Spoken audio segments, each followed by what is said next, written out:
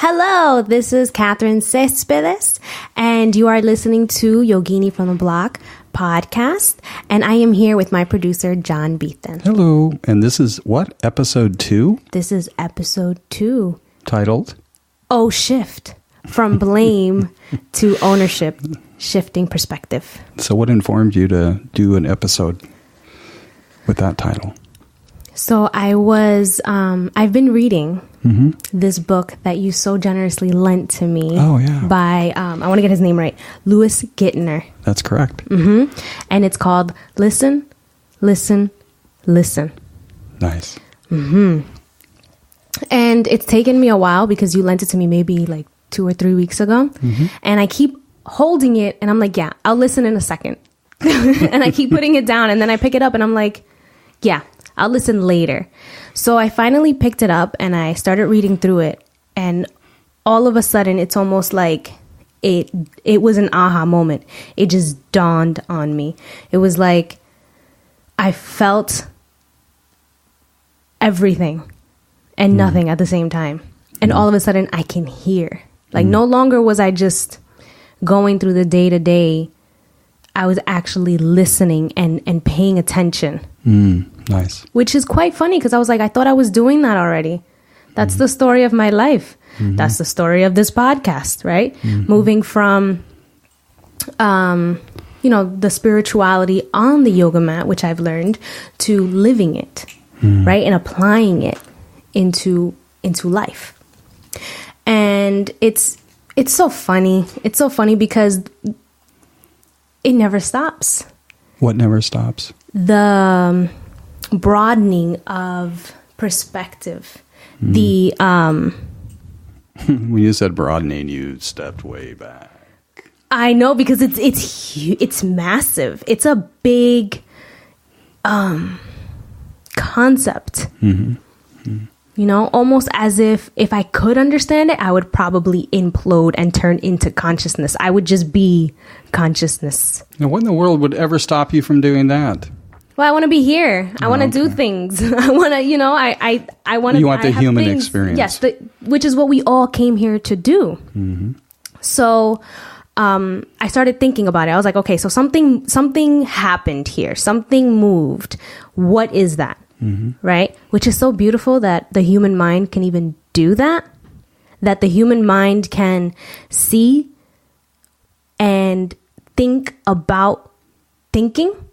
Right? It's like it's scaffolding. It's what it's called, right? When you think about your thinking and then you compartmentalize it in your mind. So I had to Google it. I was like, so what is the definition of perspective? What is that? And then, they came up with what is it? Literary? Literal? No, it's like the literal. Yeah.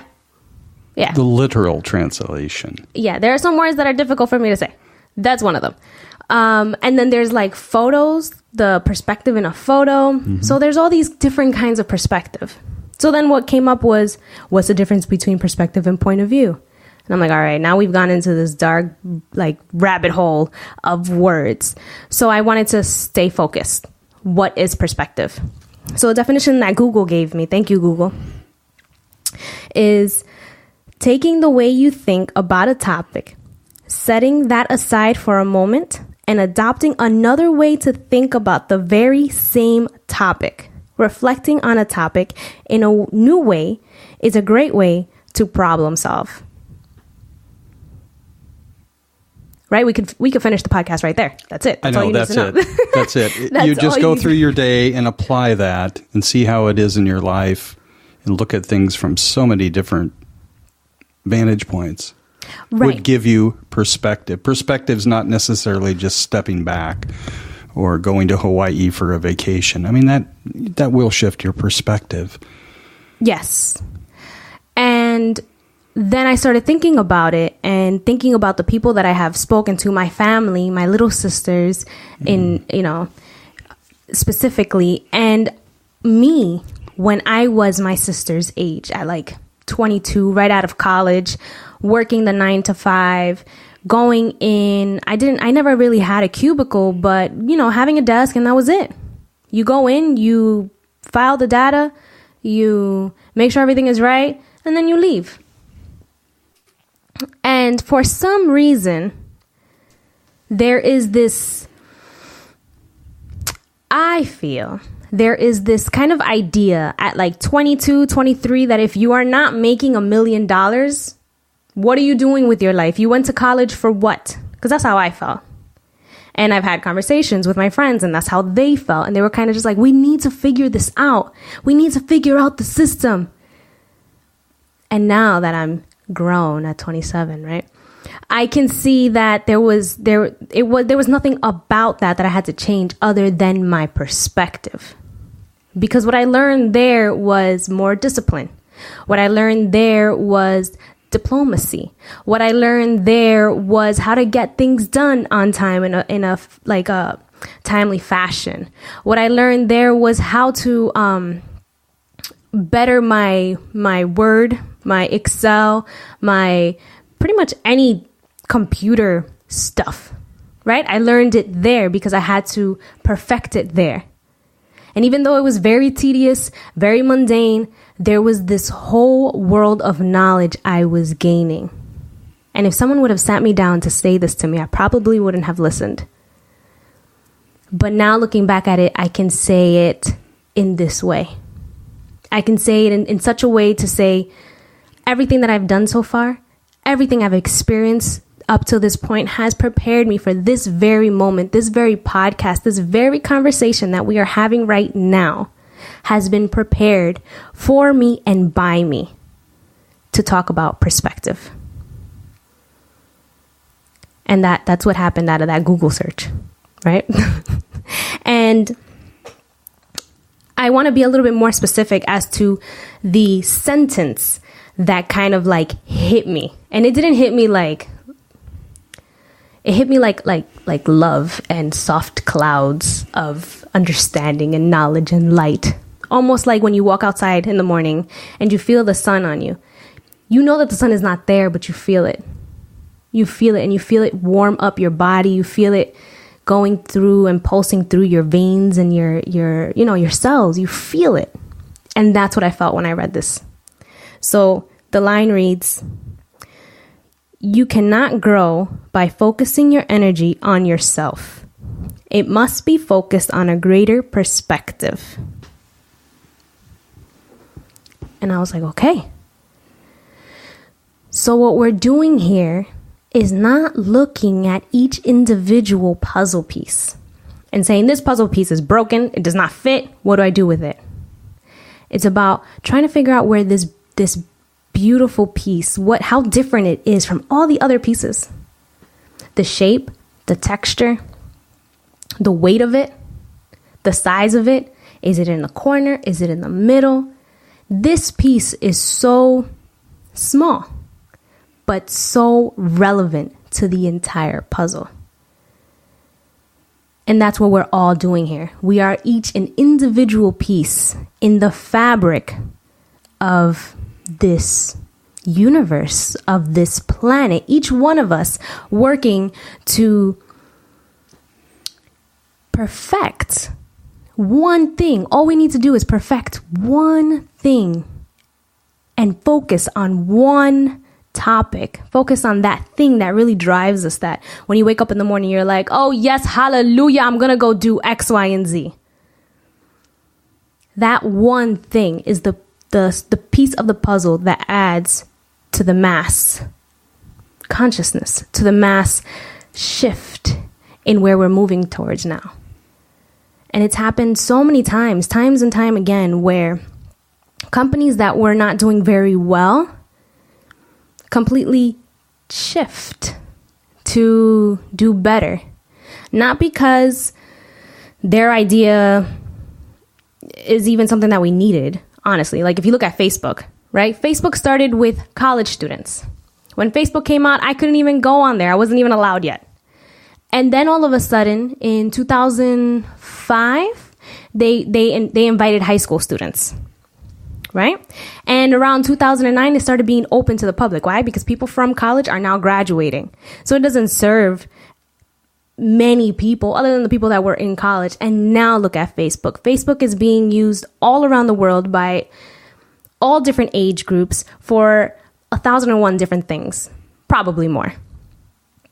And all they did was shift their perspective from catering to college students to catering the world. Pretty much what they did. Exactly. And it keeps on growing to a larger perspective as well.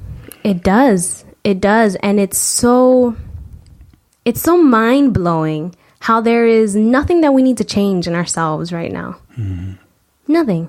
Like you, John, you're sitting here, you are perfect, whole, and complete exactly the way that you are.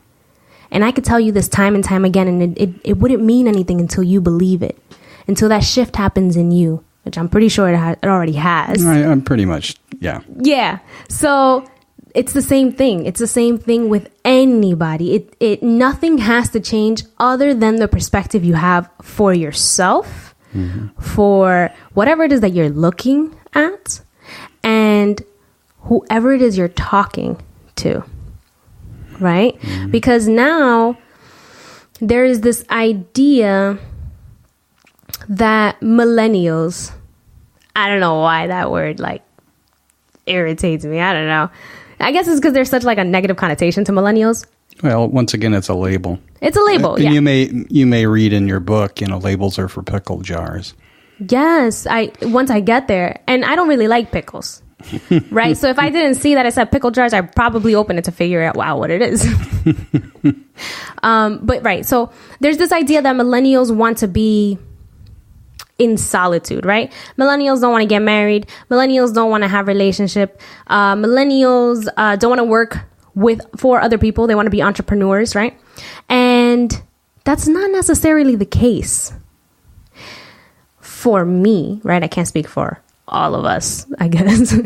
But for me, it's kind of, I want to have a relationship that looks like this. And you can't see me because it's a podcast, but put your hands in front of you and that's what it looks like. And if you put those hands to the right of you, the relationships have been looking like this. Or to your left, like this. And it really has become a personalization of what work and relationships look like. Being an entrepreneur is not about working for myself and not having anyone else around, because at the end of the day, whether you're an entrepreneur and you start hiring people or an entrepreneur and you start networking with people, at the end of the day, you're not doing it by yourself. You are just not having those, those awkward encounters. Right? When you're like mad at someone. But even then, it still happens when you're networking with someone or when you're hiring someone. It continues to happen. So what I'm noticing is that we are taking ownership of our relationships at work and at home and with family. We're taking ownership of what is happening around us. Instead of blaming my job because I'm not making X amount of money. It's my job's fault. Blaming my boyfriend or my husband or my fiance for not cooking when I was hungry, right? Taking ownership of those relationships. Taking ownership of my communication. Taking ownership of the amount of abundance that comes my way. Mm. And it's all about that perspective. What does abundance look like? That shifted from when I was 22. When I was 22, it looked like a condo in New York City overlooking the Hudson River. And abundance now is this. Having these conversations and meeting these wonderful individuals that are leading their lives with purpose and intentionality. And laughing and dancing and truly enjoying the essence of my being here. Like, isn't this fun? Yeah, so my little summary would be you've shifted your perspective from the outside to the inside or inward. So now living life from the inside out rather than the outside in. Yes. So you probably have heard me talk about standard of living versus quality of life. No, I haven't. Okay, well, it's a perspective a couple of years ago that just dawned on me, which was that many people live or are driven towards a standard of living, which is outside yourself, versus, people like Stephen Hawking, who we just lost, and Einstein, who just celebrated his 130th birthday, had he still been living. Wow. They pretty much lived their life from the inside out.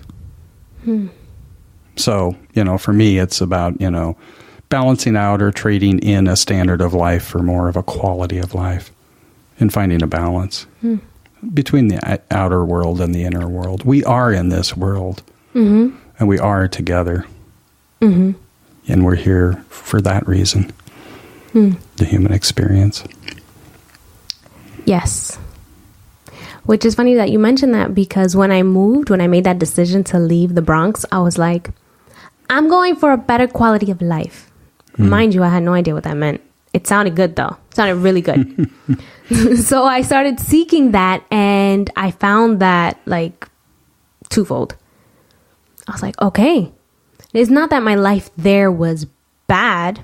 It's that my perspective there wasn't going to get me where I want to go. I wasn't looking for a better quality of life. I could do that anywhere. What I was looking for is to trust myself. What I was looking for was to see if I would take care of myself. What I was looking for was to see if I could survive by breaking the mold. Can I do that? Is that possible? Whose mold was it? Whose mold? Whose mold? Was it the mold you had created for yourself in your mind? Yes. It wasn't anybody else's, or unless it was somebody else's expectation. I think it was a combination. I think it was a combination of living up to the person my family wanted me to be, and the idea of who I could be. And I decided that I wanted to be who I was. And then things started changing and happening. Instead of to me, for me. That's a big shift. Yes. And at first I was scared. I was so scared, John. I remember... The unknown? Yes. The vulnerability of being so open and so receptive. I remember going to psychics, and not that there's anything wrong with them, but I was just so vulnerable in that space that anything you told me, I was going to take it and run with it. You want me to do what? Take 50 baths a day with feathers, and I'll do it. I'll do it if it'll... Actually, 50 baths a day with feathers sounds wonderful. It does, doesn't it? It takes a lot of time. It takes a lot of time. So... I was just receptive that if you told me to do it, then this would help me trust more. And it didn't for me. It works for some people. But for me, it did not work, because then I was like, okay, what else I have to do? I must be doing something to reassure that the universe will take care of me. And now I'm thinking about it, and I'm like, that's an interesting way of living. Right? That's like being a baby and just if I, build a house, maybe my parents will take care of me. That's interesting. That's an interesting thought, or if flowers decided, maybe if we put down the earth and the dirt, then we will be able to be planted. How are you going to do that? How does that even begin to make sense? There is this beautiful circadian rhythm. I think I talked about this during the last podcast, but there's this beautiful circadian rhythm that is constantly happening. And I think this is what listen brought out for me, was because I started to do, and not listen so much. And now that I am, it's kind of this rhythm is happening whether or not you do anything. The fact that you woke up and made it here, that's enough. So anything outside of that is exceptional. Waking up and going to work, you've done your job. Good job. Pat yourself on the back. All is well. Anything you do outside of that, you're doing an exceptional job. So that's the shift that has happened for me in like the past week, where I'm just like, I'm thinking, how can I do more? How can I be better? How can I excel? How can I be better than myself? And I'm like, that's an interesting way to look at that. So when you get real quiet and you ask those questions, what comes back? How can I better myself? Why? Why what? Why do you want to get better? Like, why? Oh.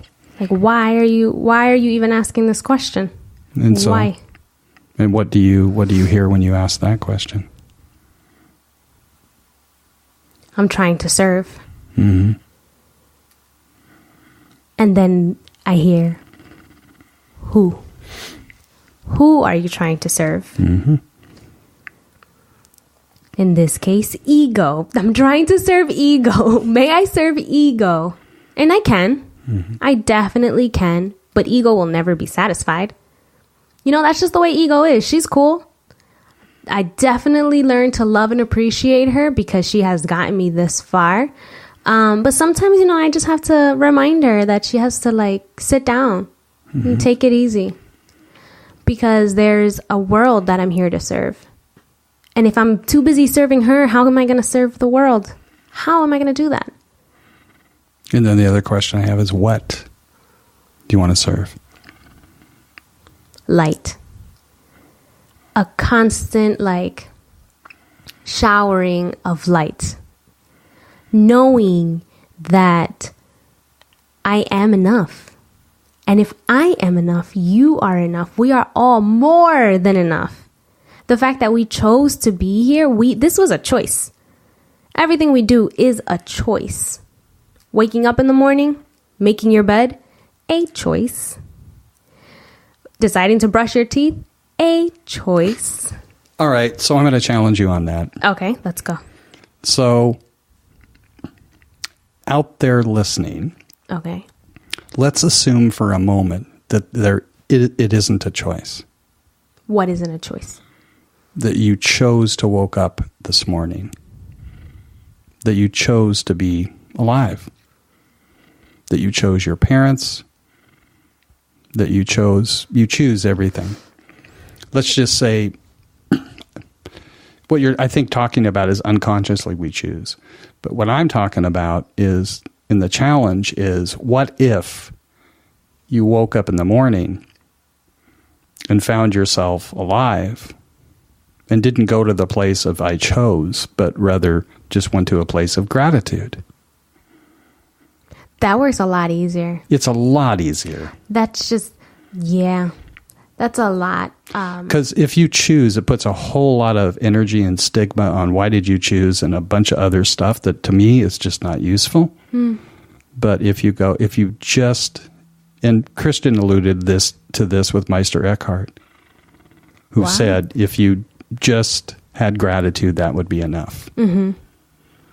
Yeah, no, I definitely don't wake up like I chose to wake up. No, it's usually like a hallelujah for whatever reason. I'll bet. And it's the first thing that comes out. I'm the same way.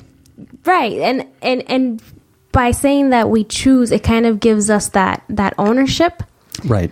Right, and though that's more of the ownership of taking something back when we feel like we're being, I don't know, almost like if someone else is making those decisions for us, almost as if the world is happening to me, then yes. So it always depends on which vibration you're coming from to begin with. Yeah. When you wake up in the morning, absolutely, gratitude is the easiest way to go. But for some reason, if you fell asleep with the same baggage, you know, if you woke up with the same baggage you fell asleep with, then gratitude may not be that simple. So it always depends on which vibration you're coming from. Let me share something with you. Yes, please. About going to sleep with the same stuff you wake up with. So in my early days of programming computers and all that stuff, I found myself going to sleep with the intention of solving a particular problem. Mm-hmm. And I would just let it go. And I would wake up in the morning, and honestly, the resolution was always there. Mm-hmm. So that's what I do when I go to bed. Yes. Besides, like, looking at the day and going, how can I make it better tomorrow? But it's just like, you can go to sleep with a problem. I'm not talking about going to sleep with anxiety. Right. I'm talking about, got this problem. But there's trust. There was a lot of trust in that. Oh, sure. Right? There's a lot of trust and surrender, knowing that the unconscious mind will work on it overnight. Yeah, it's not, yeah. Absolutely. I do that when I have big events. Mm-hmm. I go to sleep, and my mentor actually taught me this. Tina Lasso from Seaside Center for Spiritual Living. She said, before I go to bed, I just think about all the people that are going to be like, great job, Tina. You did wonderful. It was so amazing. Wow, great job, Tina. And she just goes over it and over it in her head.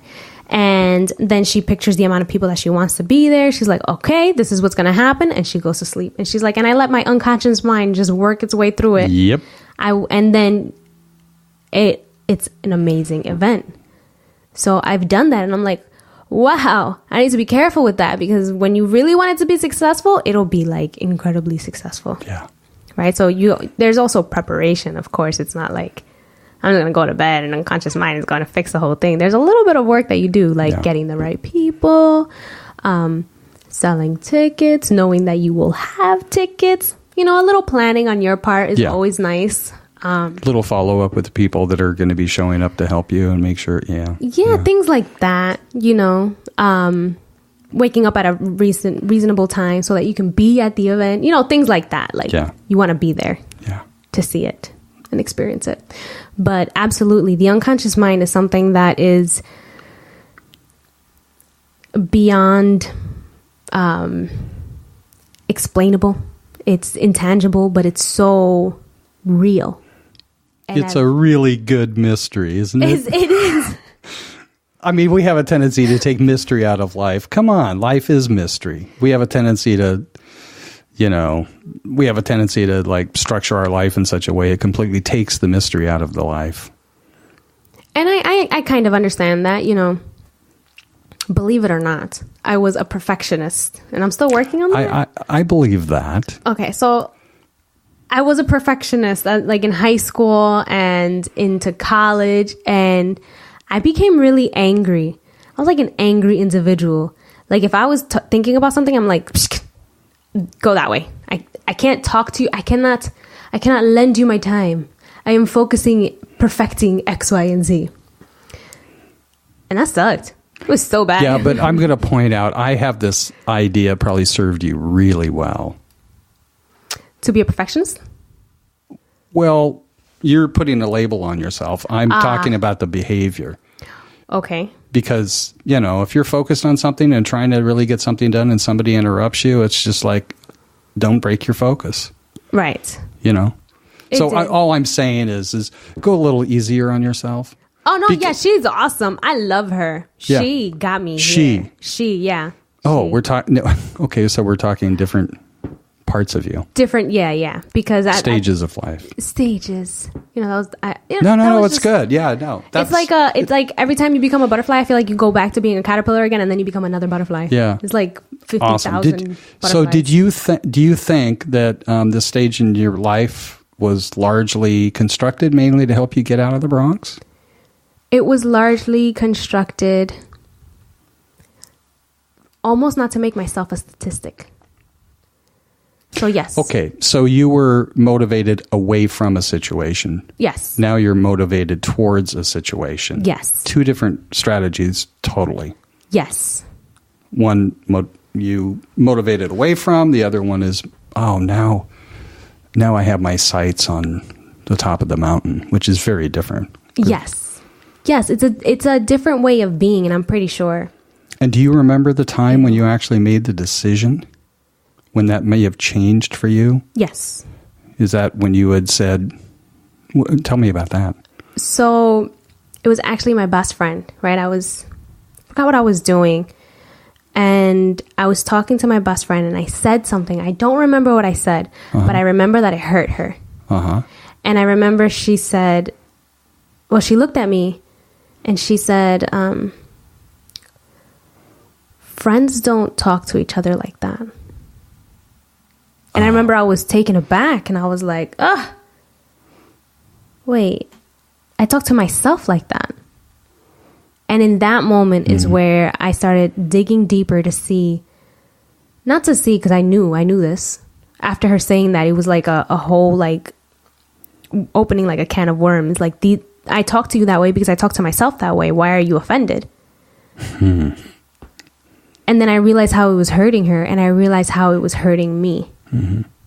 It was hurting me because I was hurting people that I love. Including yourself. Including myself. So at that moment, I started taking a look at that. I was like, okay, that hurt her. Let me not hurt people anymore. Let me not hurt myself anymore. How do I do that? At that point, I had graduated in 2012. And then quite like coincidentally, well, not coincidentally, divine interception came in and said, if your sister spoke to herself the way that you speak to yourself, how would you feel? And I just broke down. I was like, no longer am I that mean to other people, but I am incredibly insulting to myself. And I broke down. I cried for like half an hour. And then I apologized to my little sister. I was like, I'm so sorry. And it wasn't me apologizing to her, but it was more like me apologizing to myself. Apologizing to myself for being so hard on myself. And realizing that I was doing it on survival mode. I was doing it for a reason. But was this going to serve me any longer? Now that I see it, can I continue doing it? So then I started going into workshops about the chakras, right? Like there must be something wrong with my chakras. I don't know. That I started looking at that, looking into my chakras, looking into going into yoga. That's when I started doing yoga. Because right after that, I go into yoga. And I think we were doing dancer's pose. And I couldn't do it. And I was so upset. And I was like huffing and puffing. I was like, this is so stupid. Oh my God. And I remember the yoga teacher said, leave your negativity at the door. This is not that space. You are upsetting other people when you upset yourself. And I was like, what? You're right. I was like, you're right. Let me just relax. So then, we got out of that pose and I was like, thank goodness. And again, it was another reminder to be kinder to myself. The fact that I was even trying such a challenging pose on, I think it was day 2 of yoga class ever, right? Come on. Come on. Do you need to be that mean? And of course, there was a reason for it, and it served me. It served me until it didn't serve me any longer. And in yoga, that's all it is. Like, inhale peace and love and gratitude, and exhale all those things that no longer serve you. And that's what I was doing. And that's what I'm continuously doing, is releasing the things that no longer serve me and allowing the things that will serve me and move me forward in life to work for me.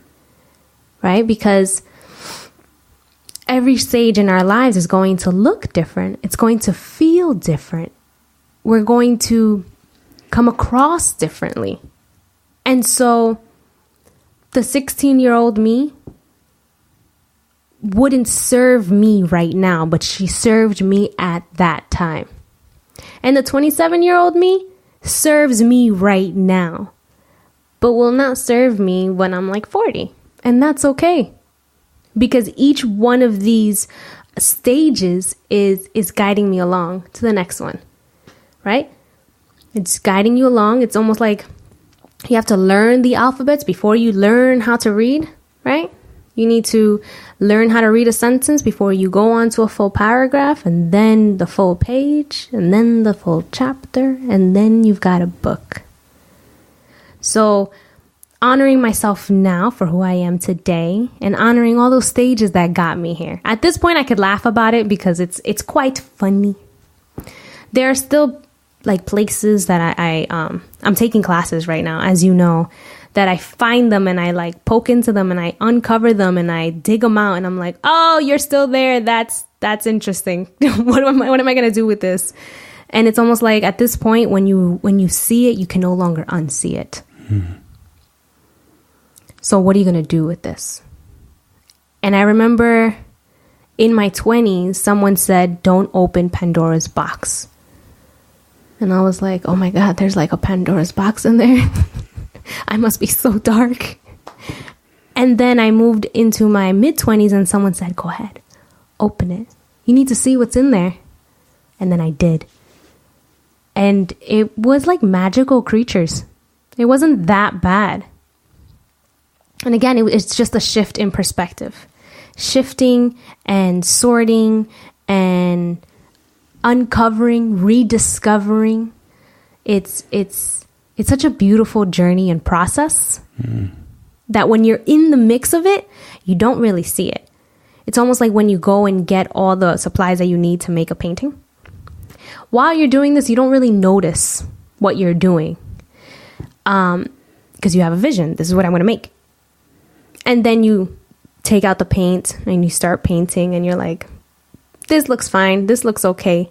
And as people walk in and out to see what you're making, they're impressed with the colors and the way you've shaped it and the paintbrushes you've used and the amount of time that you're taking to make something so beautiful. And while you're making it, you have no idea. You're like, yeah, okay, I'm doing this X, Y, and Z. And that's what I was doing up until now. I'm like, look at this beautiful yellow. Oh, pink. I love it. Really enjoying that process because I'm never going to have this time again.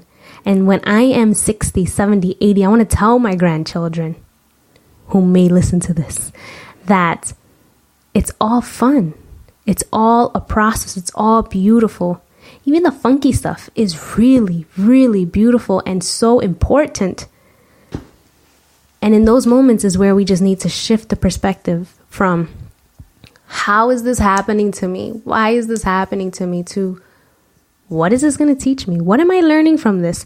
What am I not seeing that this is a reoccurring pattern over and over again? It's ineffable. So I'm going to encourage you to, what was the name of this podcast? Yogini from the Block. And the title of this episode? Oh, shift. All right. Do you think you covered it? I think I did. Okay. So why don't you take a minute to let us know exactly what tip you would offer to just real simple, something real simple in terms of helping somebody shift. Because as we know, change is difficult, but shifting is gradual and useful. And right? Mm-hmm. I would suggest whenever you're in that moment of happiness and gratitude, take a moment to enjoy that. Take a deep breath and smell it and feel it and enjoy that. And whenever you're in a moment of difficulty, take a moment and feel that and enjoy that and take that in. And know that everything that we do is preparing us for something bigger and greater. We have come here to create something so beautiful together. And you are a major piece to this puzzle. We need you. We need you to do the work that you're doing. We need you to be the light that you are. We need you to love yourself and continue whatever it is that you're doing, because it's so important to the entire fabric. So in that tip to shift is to remember that. is to remember how important you are, how loved you are, and how intentional it is that you are right here, right now. And that's it.